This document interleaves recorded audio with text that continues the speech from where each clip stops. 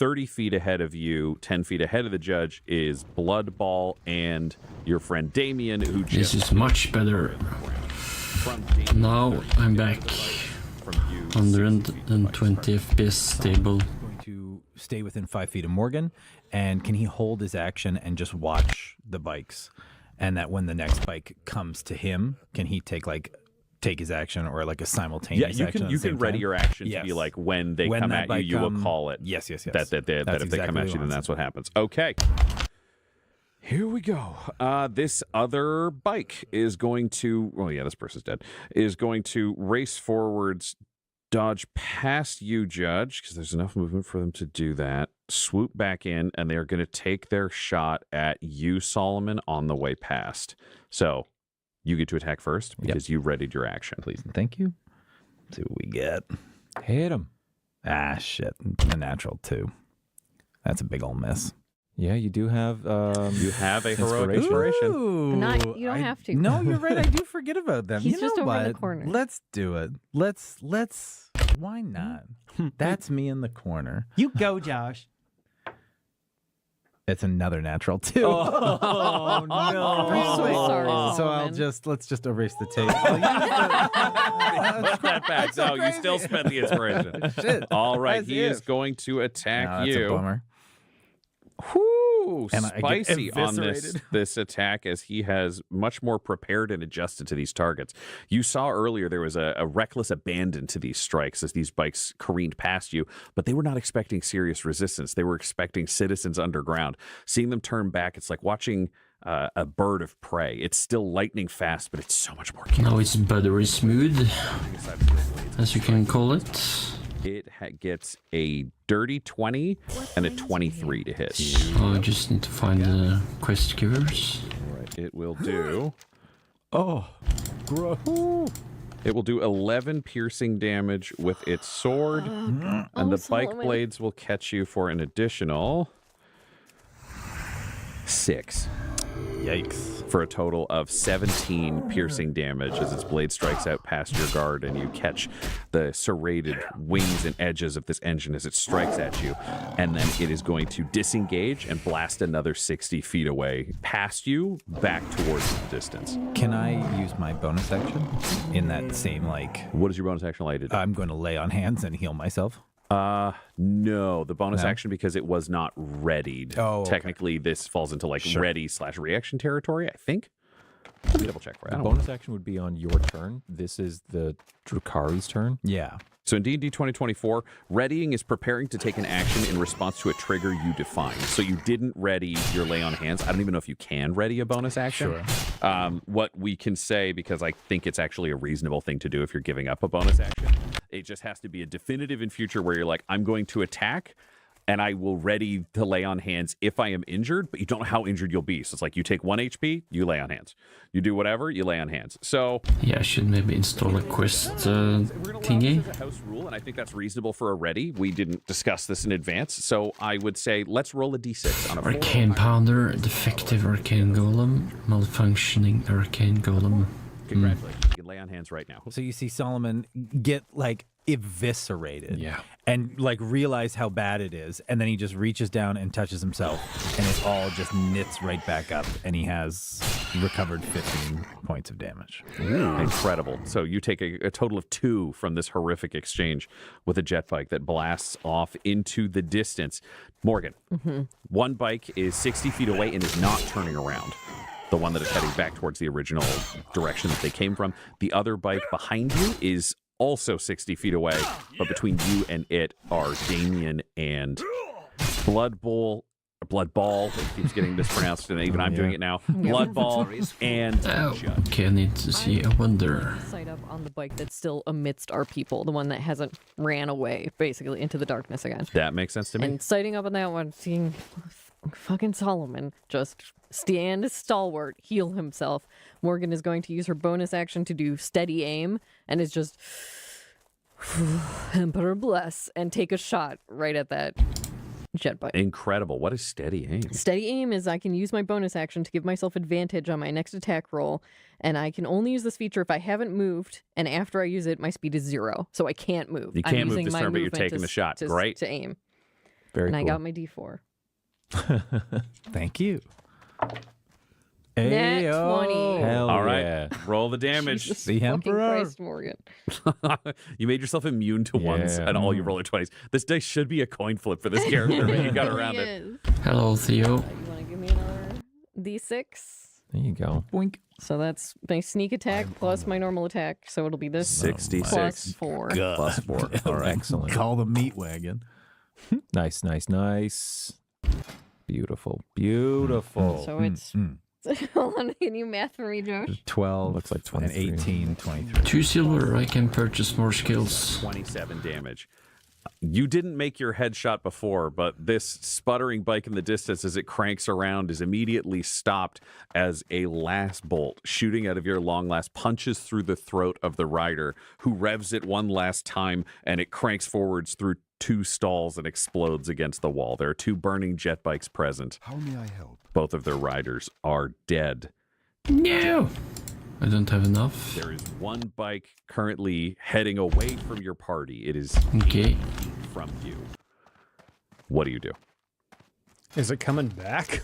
It is not turning around currently. Uh, You have 30 feet of movement, so you could get within 50 feet of it if you wanted to take a parting shot. you know what? Yeah. Yeah, let's do it.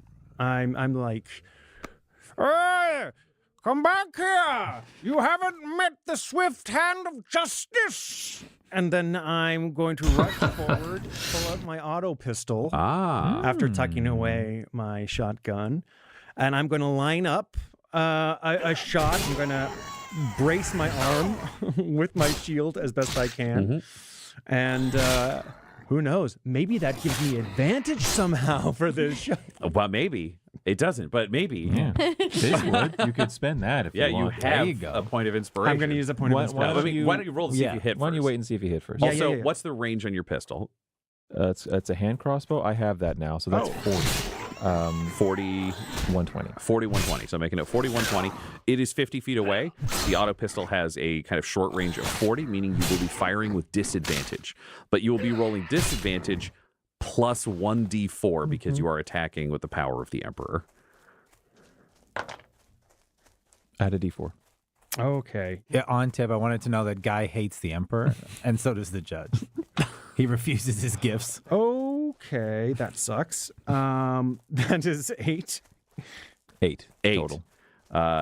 You miss. Darn. But you took your shot, which is admirable. And the Thanks, Dad. yeah, that bike's dead. Bike's dead. He's doing great. Damien, you've seen the judge try to dish out sweet Level vengeance. 6. That's a little The too bike's high. down. You have a bike that is 90 feet from you that is heading away. Okay. Damien will say, it's going back to report to the others, and he's gonna run his I'm full just gonna kill boars until I level up. and cast ectoplasm at maximum range, 60 feet, and Okay. just completely remove friction across the ground underneath this. But it's a hovering bike. Well, it's ectoplasm though, so you can alter reality around it, okay, so it liquefies the ground, giving it that ice quality. Yeah, where it's trying to So fly an it's anti-grav bike thrusting over against water. Yes, thrusting against something that's not pushing back. So it's just actually just blowing, like footing around. It's like Yeah, not- it immediately yeah. starts juddering up Yeah. and down as the rider tries to stay on. There needs to be a dex save, which I'm sure Well, let's find out. Drukhari is exceptionally good at. You know what? Innate sorcery? No. We gotta be conservative because I only got so much magic in me. That is a 14 dex save. Yeah, they passed that, no I problem. figured they might, so I didn't think it would call. be worth expending too many more resources. It is a 10-foot square, and it is difficult terrain. So movement is doubled while it is there, but it does not fall prone. When the ectoplasm appears, each creature Standing in its area must make a succeed on a saving throw or have the prone condition. A creature that enters the area or starts its turn there must also succeed on a save or fall. Okay. GM in chat. The ride is not over. That's something you don't see in retail. Drukhari jet bike shuddering over a lake that you made impossibly on the ground. Yeah. In warp perils? Thank you. Ooh. Nope, we're good. We're so scared now. Fantastic. Solomon. I think seeing the bike juddering and waving in the thing, he's going to... Oh, they're opening 100 new accounts. Tell your friends to be ready. And look at Morgan and say, "Don't worry, I think I can do this." Do you get to add a D4 to your attack? Oh no, he gives the Emperor's three blessing people. away. Okay, he doesn't got give it. it to himself. Oh. That is a dirty 20. That will hit. Ooh, he sniped him. Sniper team in the middle of this. That is a D12 worth of damage. So let's see what he got. A single point of damage. Son of a A bitch. single point of damage. I mean, it would have been a perfect shot right through the rear engine of this bike if the bike wasn't going just horrifically bouncing up and down over impossible floor water. But it does take its point of damage. The bike is going to blast forwards if it fucking can. 14. It passes. The rider manages to stay on, and the bike disappears into the darkness again as the screaming recedes. Can you all roll me a perception?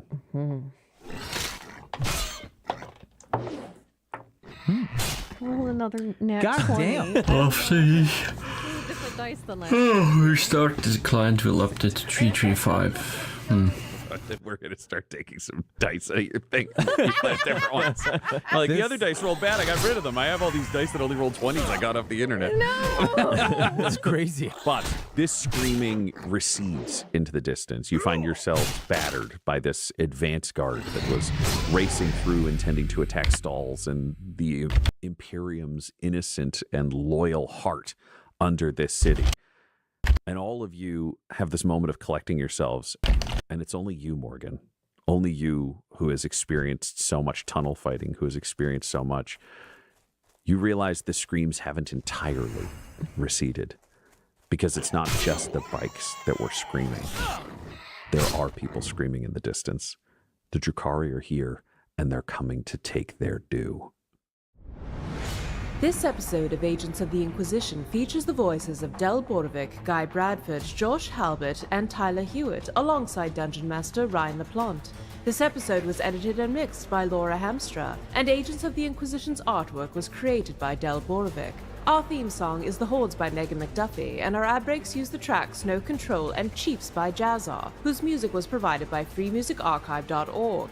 For all things Dum-Dums and Dice, including merchandise, you can visit dumdumdice.com or find us on social media at dumdumdice. If you want to support the show or get an ad-free version, go to dumdumdice.com/join. That's dumdumdice.com/join. Again, that's dumdumdice.com/join. Though the team is working under special condition, this podcast isn't. So tell your friends about Agents of the Inquisition and join us next episode. Robute Gilliman himself commands it.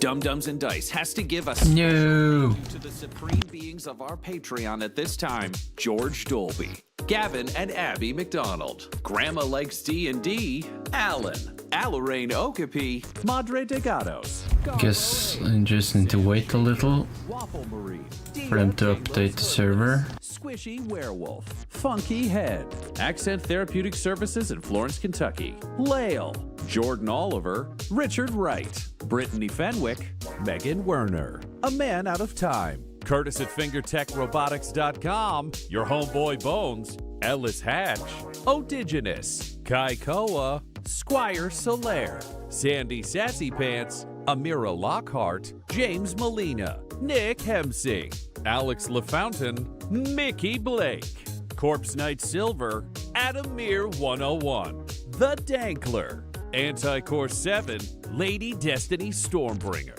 Randall Eberly, the yes butt of improvisational comedy, Lord Taser, Funky Stevie, J. Robert the Mad Fox, Derek Wintenberg, Optimus Omega. Laura, the workaholic Mr. V. LMX, David Friend of New Haven. Emilio and Minions, and Jill and Noel LaPlante. If you want your name to be added to this list, you can join our Patreon too at patreon.com/dumdumdice. Thanks to them, and a little bit of thanks to you.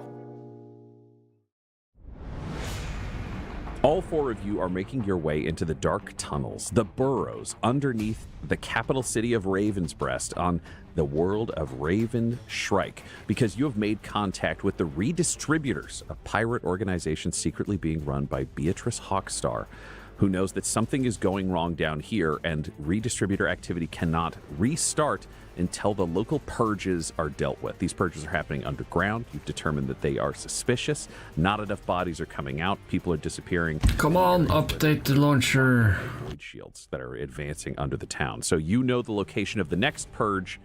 You have hidden your way on this planet. You sent away your ship. They believe that you are gone with Beatrice's assistance, and you are underground. You're making your way forwards. This is a full underground city. For any of you who have experienced hives, this is very comparable, only it's much more improvised and it's much more kind of deeply run and limited. Hives always have a ton of vertical movement involved. This is a deep horizontal network that never is more than about 3 stories tall. It's like dealing with an entire society living in the subways under New York is the comp in kind of a modern sense. You are seeing bazaars, you are seeing small homes, shanties that are set up. Some people are just sleeping where they are. A number of them are in uniforms. The uniforms that they are wearing, as you see them walk around, seem to be the cleanest things down here. Clearly, they are expected to be a part of either flight duty. Okay, I'm not getting an update. Very job in the city above. You're not sure what the nightlife looks like or where people could be hidden. Otherwise, it seems like it is relatively squalid. At the same time, as you continue, you can see people are comfortable. There are people who are happy. Everyone down here is nervous as shit, to be clear. But there are radio equivalents, the Voxes that are coming down. There are people who are able to watch vid screens, television, like generally, propaganda broadcasts, but also entertainment. You can see there are bars set up. There are small markets as you make your way down here. It really is an entire city below a city. For anybody who'd spent a significant amount of time on a large ship, which I just think is you, Morgan, of this gang, you would have seen actually a little bit of this too, Solomon, in your travels between worlds. There become these below-deck societies. Okay, I'm just waiting a little to see if the... Tens of thousands of people, which also means there is a need for a lot of services that a traditional ship does not officially have. No ship in the Imperial Navy is like, well, we need a brothel. Launcher should have gotten an update. So we need all these things to just make people not go fucking crazy on these ships. Which means as ships go port to port, they end up building almost these carnival societies underneath in the areas that aren't integral to ship function, where they're kind of extra space. And every smart captain who works in the Imperial Navy knows, like, there's a certain amount of this you need to keep your ship functional, so you just don't prosecute. They're not here officially. You can pull them into chain gangs and use them as needed to run different elements of the ship, but they are an essential part of that society. This is very akin to that. Things are stolen, things are bartered. It's not a traditional cash economy, but you're seeing a lot of people, and you're seeing there are kids. It's a much more imperial feeling city, I think, for all of you than the world above as you're making your way through the burrows. But there is an undercurrent of fear flowing through this. You can see people are shy about strangers. And as you start moving towards the next purge zone, you're seeing it thinning out a little bit. As you're making your way there, there's a specific tunnel that's suggested for you to get into the zone. Along the way, you do have a chance to bounce, not like literally, but to kind of follow alongside and bounce off of some of these void shields of a previously purged section. There are generators inside the section with multiple kind of almost gramophone-style projector prongs on these sides of these units facing upwards that are creating a solid void shield bubble. Void shields don't like disintegrate people. They don't cause pain, but they bounce off of kinetic energy. They prevent any physical touching, things like that. So they do give you a hell of a shock if you engage with them, but you can kind of throw a rock, test these. They're very powerful. They're a little bit hazy for you to try to see through, so you can't get a fully clear view into the purged zone itself. It's not like there are bodies pressed up against this void shield. From what you've heard, they are set up after the purge is over. They actually have active units there to theoretically eliminate any dissidents that are trying to escape into the burrows. But they're in place. It's very dark. And as you move towards the next purge zone and into these areas, the power is more intermittent. You're seeing extreme darkness in these areas. You're losing all light because there are no windows. It's just darkness as you continue into these areas. Can any of you see in the dark? Who has dark vision? Who has equipment that might help with this? Morgan has a stab light that she can pull out. Fabulous. So we got stab lights are the 40K equivalent of a flashlight. My helmet visor would have some sort of. I think we'll say that mode. you have dark vision up to 60 feet. So it doesn't let you see forever, but you've got some night vision built into your Arbites helm that'll let you function forwards. I got one green computer eye. You got one green computer eye. So I will say you are able to see, but perception checks in darkness will be at disadvantage for you with the one eye because you're also not fully used to it yet.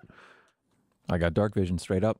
Oh, All right. So everybody has the ability to see in the dark unless the judge loses his helmet. Morgan, you're the only one who has to reveal yourself in a traditional sense with a stab light to be able to move around. And I'm assuming that the servo skull does not have any way to see in the dark or to change the lighting as far as that's concerned.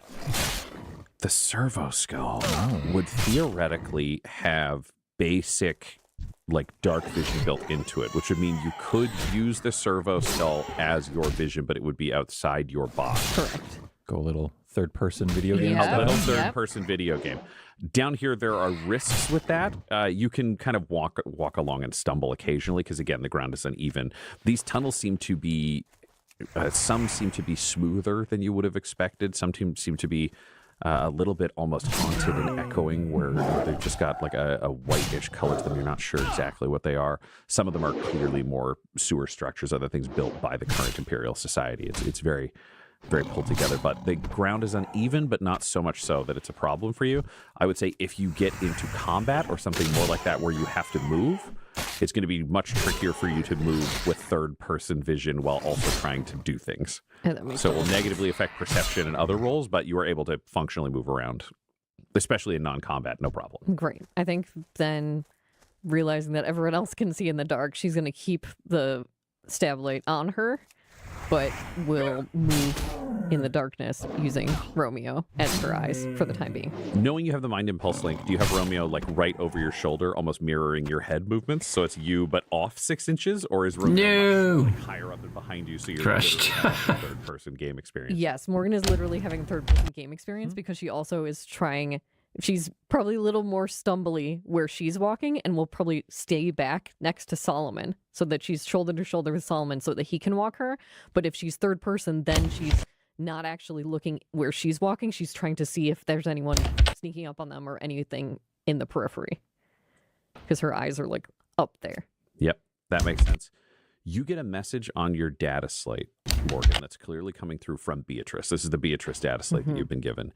And it says, written in plain kind of text, it's clearly a coded message. These are coded back and forth, kind of one-line things. These data slates don't plug into anything else. They don't hook up to anything else. They're Did just it crash? messages. It says, normally I warn people of the purges so many of them can shift location, but this could leave you more exposed. It still seems like they have something to work on or work with. this just went to Morgan's stuff. Just Morgan. Fuck. Heavy as the head. Yeah. You can turn this over to the group, but it just came through to you. I know what the group is going to want. Half of the group wants to save people. Half of the group wants to save us. That's I think where the group's going to come down on. Judge could surprise you. But I was going to say, I don't know if the judge is a consistent vote for let's save all people. Well, we don't want to bother Solomon's moral compass with this. She's going to compete only to the judge. Perfect. That's the deciding vote because she knows everybody else's opinion. That's Yes. pretty good. Yeah. Judge Beatrice normally warns people in the boroughs of the upcoming purge. She could do that, she's asking me. If she allows the people to leave, we will be more out in the open. But if she tells the people to stay, more people could come to harm. What is your tactical thoughts on this? Justice comes before the people. And she's going to type back, don't warn them. You get a message back that says, cold, but okay. She writes back, thank you for your trust. You get you got it all as one word. Perfect. YOUGADDIT. Forget it. Well, now we will try to make things stop if possible. To save people, maybe. And you continue advancing into a new area where you can hear the loud kind of whirring, burring sound of generators that we've all experienced during recent ice storms here at the time of recording. You hear that sound within this space, and power is back up in this area. It's clear that people have managed to solve their problems, to be able to keep living in this part of the burrows, not knowing that the purge is coming. Can you all roll me a perception? Is it still dark? Like this is still night? This is lit again. This is lit again. Okay. 10. 12. Doesn't matter. It's 6. Okay. 21. Ooh, yeah, there we go. There we go. For the 10 and the 12, you're just seeing Imperial society. You're looking out there, Judge, you're seeing a lot of possible criminality. It's the Lex Imperialis is always running through your head, especially now that you've been put back in the armor, back in the field. Your augmetics have been updated. You're back into these old habits you had spent 30 years away from, which means you instinctively are cataloging and rating crimes in the way that Judge Dredd does in like the Dredd movie, being like vagrancy, 180 days in an ISO cube. Do not be here when I return. Like you don't say it out loud, but you are still just calling out the crimes and punishments in your head as this happens. Damien, you are seeing a lot of possible heresy. They're not a part of society. Close They're enough. hiding. It's got a lot of things that just feel off to you. It's clear that there are loyal people here, but the possibilities of recidivism and heresy underground in dark tunnels hidden from the light of the Emperor just doesn't... It's a petri dish down here. Yeah. Yes. Yes. Solomon, as you are traveling along, you spot signs of faith to the Emperor in these people. You see Aquilas. You see small shrines built to saints, built to the Emperor, built to other things that maybe are too simple to really stand out to a Ministorum trained person who expects far more, where a bad shrine is almost worse than no shrine for someone of Damien's level of education. But for you, you see just a lot of signs of piety and determination and community. There's a shared thing here, whereas you've traveled through the Imperium, you've seen a lot of people are isolated or run down, and it's clear that in the burrows, with the ingenuity of rebuilding this, like, these are good people. These are people who pray. These are people who care. These are people who are kind. He loves that. He feels great. Yeah. Morgan, you see the potential of all of these people. That's the thing that stands out. You're realizing that the city above is a performance of a city.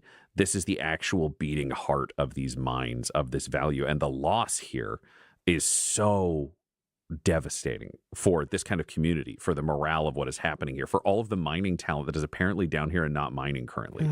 Right. Like just shifting in and being like, oh no, everybody dies. And it's like, well, these are all of the off-duty miners you have in terms of the Imperium, where you're like, oh, fuck. And how awful and squalid it is here, knowing how brilliant it is above, where they have the money to fix this problem.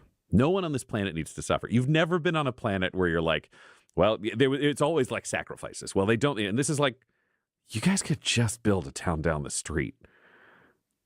Just take some of the fucking gold you're spending on these void shields and be like, well, that's an entire hab block, and that's a hab block, and that's a hab block. And you're like, they could build a functional, delightful ecosystem that would be better than any other Imperial world. And they just don't. And now they're killing them all. Yeah. Yeah. For Morgan, that splits her mind into two pieces. That the inquisitorial half of her agrees with the judge of, we just have to do the mission. We have to figure out what's going on, and people will get sacrificed in the pursuit of that. But Morgan's personal beliefs is like, to her, these are the real Imperium people, just the hardworking, normal people going about their jobs. She respects them so much more than the people above ground or the people making all those decisions.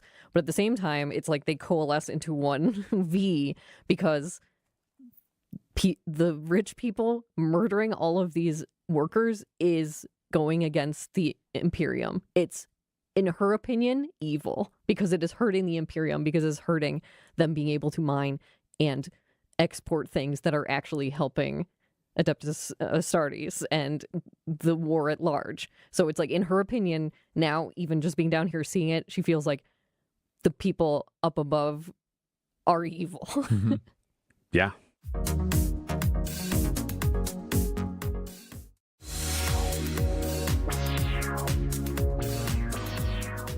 So you're traveling through this space. There is a big question for you as a team as you see the time shifting closer and closer to 3 p.m. when you know that this purge is going to begin. Do you want to be in an isolated tunnel out of the way of things, or do you want to be in the middle of the throng? Like, do you want to be in a marketplace, or do you want to be in a position where you're out of the way, where you can try to figure out what's going on and figure out where to move, or do you want to be in the center of it amongst a crowd? What's your strategy for where you want to wait/exist? Mm-hmm. I know that Morgan would want to review the notes and the maps and have a fallback of, we fall back into a tunnel, or we fall back into a place like that. But generally, her tack would be wherever we can be to see what's going on and potentially to stop it, would be what Morgan would want. And she'd open that up to the group of, I have multiple locations that we can fall back into. If things go completely sideways, we can also attempt to work on some of those shields and fall back into areas that have already been purged. But I wish to know what is going on, and I do wish to protect as many people as possible. Of course, our mission and each other are what's most important, but these are good people. Well, we could warn them, tell them to evacuate. We could, and that it is us against everything. Do you have any opinions on what we should do here? To be clear on the geography of what you were looking at several city blocks that are arrayed into essentially a large rectangle. If you're looking at it, like, the long side is north and south, the short ends are east and west. The north side and the east side are walled in by void shields. Those are areas that have already been purged. But the west side and the south go further into the tunnel. So that's clearly where military assets are going to be in place. This is several city blocks. There's also some verticality to it. So you're looking at about 3 stories of tunnels, not in the sense of you stand in a space, it's 3 stories. It's just you can weave up and down between these tunnels and the burrows. There are some dead ends. There are a lot of major thoroughfares that are wider. Those tend to be more of the kind of market spaces, the more generally populated existing spaces, because having space is valuable underground where things are cramped, whereas the side tunnels tend to be more where people have built shacks or shanties or their improvised homes. There are also a couple of tunnels that are just kind of damp. They always have some water in the bottom of them, so they're places that you could go where you're like, oh, we're close to the action, but no one's living here currently. That's the general spread if you're trying to figure out where you wanted to be looking at things. Just to be clear, the idea behind these force fields basically is trap them in there and just like send in a death squad team to basically... That seems to be it. It's like the void shields mean nobody can go into an area once it's purged, so they can just kill everything under here. And then they wall off an area, so they'll put military guys blocking off all the exit tunnels, and then they'll send teams in and kill everybody. Great. So void shields up, have actual live crew in there to block any other exits. As you had seen the void shields on the way in, they don't have live crew, but they are a void shield generator that has been placed, and it projects the shield blocking off the tunnel. So you're on the other side of the shield, so you don't have access to the generator if you're approaching it from this side. I will say, can I get an athletics from everybody? Because then I'll know. I want to figure out how much time you have when you arrive to try to get clever. This fucking thing. All right, thank you. No problem. I got a 10. It did it again. Oh my God. Okay. It was on a high number and then it just rolled. Yeah. Holy fuck. That's what dice do. Dice. 14. 10. 14. Nat 20. Oh, Can I have your dice? I don't know I what's need these happening. dice. Insane. I have a +0 to athletics, so that's what it is. I will say you all make good time.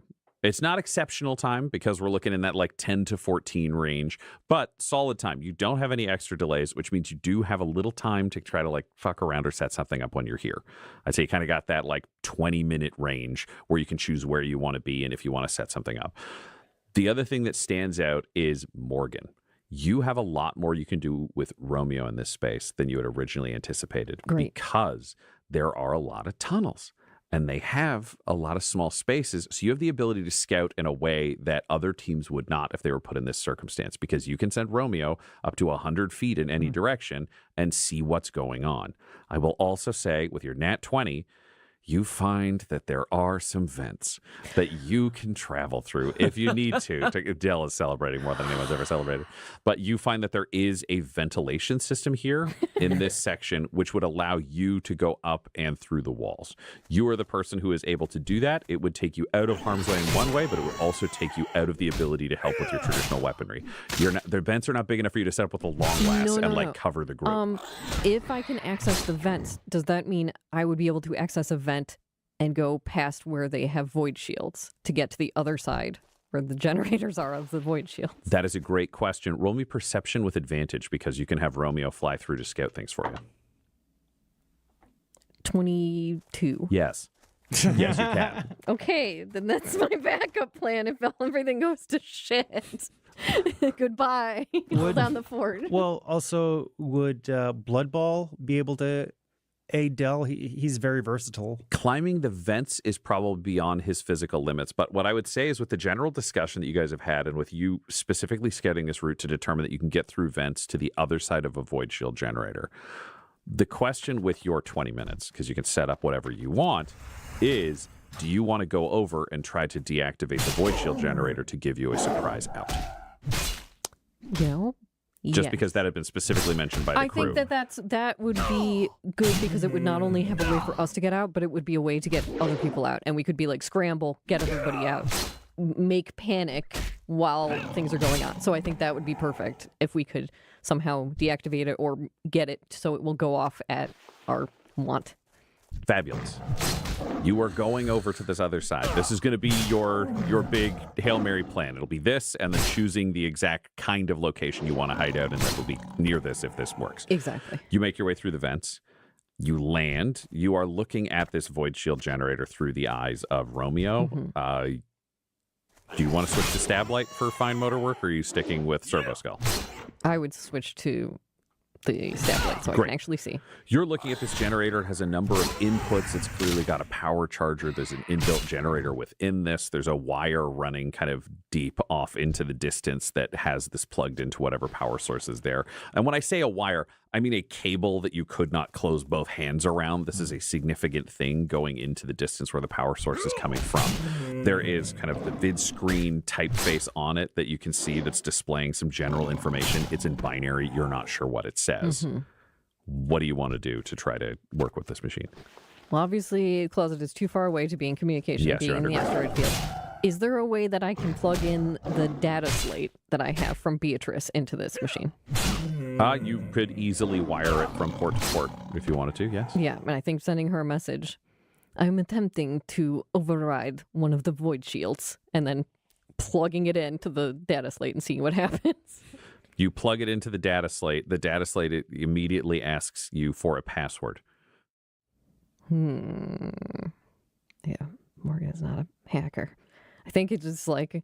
You do have the rest of your crew available on microbead who are looking, I imagine, from the other side of the void shield at this happening. Well, yeah, she'll microbead back to them. It needs a password if I'm to access it by the data slate. Judge, any ideas? Could I look through my data slate from what the judge would have had, the previous judge might have had? He would have had access, I would assume, to some security protocols to keep these monsters in check. That's great. Okay, roll me a D8.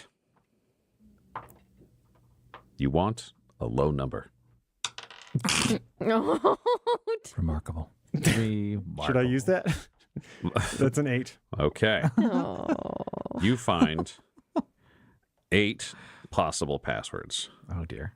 They are elaborate codes that are built in, but are easy to kind of shunt over to another data slate should you so need. So you can type them in very quickly for this day at this hour. This is the override that the Arbites have access to. It's not guaranteed that these will work, but these are high-level codes. So you have 8 options. I'm not going to read you out the codes themselves because they would be way too complicated in terms of binary for this to be interesting. But your options are Alpha, Beta, Gamma, Domina, Quintus, Sextus, Imperator, and Crimson. All right. I relay that to everybody, and this judge is by. What do we know about this judge? By the book, fair-minded, logical. If he programmed in these codes himself, or actually, this doesn't even say that He died before the purge started. Yeah. Fuck. But I'm like, oh yeah, maybe he also like made these codes too. No. But it could be. This is the thing. The entire system is built around assumptions of imperial authority, unless they recoded something entirely. And you haven't seen enough of a Mechanicus presence to think that they're recoding things willy-nilly. Again, that's not a thing that would generally be done. These void shields, there's also just a lot of them. And when you have a lot of something, they tend not to be individually, they finely crafted